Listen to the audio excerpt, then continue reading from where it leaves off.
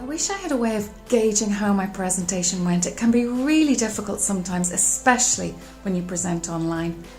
This was a question I was asked at a workshop this week, and I think it's a brilliant question because it demonstrates a growth mindset, the idea that feedback fuels growth.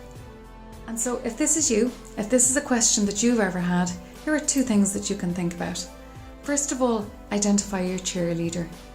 Who is the person in your audience that you could go to afterwards to ask for feedback?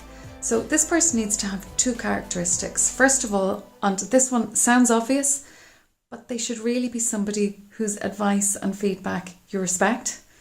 And secondly, they should be somebody that you trust, somebody who is in your corner, somebody who has your best interests at heart. Secondly, learn to ask the right question. So many people after a presentation ask something like, "So how did that go?" That's a terrible question. It's open-ended and it leads to a whole bunch of subjective responses. Here's what you can ask instead.